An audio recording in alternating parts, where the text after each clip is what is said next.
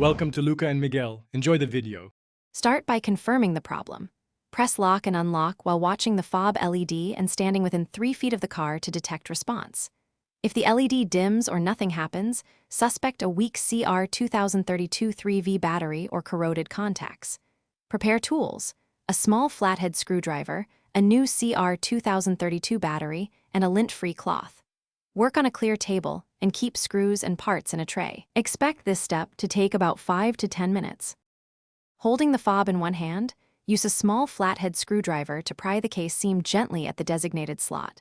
Apply steady pressure and avoid levering on the plastic tabs. Remove the old CR 2032 3V battery and note the plus side orientation. Insert the new CR 2032 3V with the plus side up. Lightly clean contact surfaces with a lint-free cloth and a tiny amount of isopropyl alcohol if dirty. Allow to dry for 30 seconds. Snap the case closed until both tabs click, then test the buttons. After battery replacement, test button functions from 2 to 3 feet away. If lock or unlock fails, reprogram the fob. To reprogram common Subaru models, close the driver door, insert the key, turn to on twice within 5 seconds and leave the key in on for 6 seconds, then press the lock button on the fob 3 times. Consult your manual for model variations.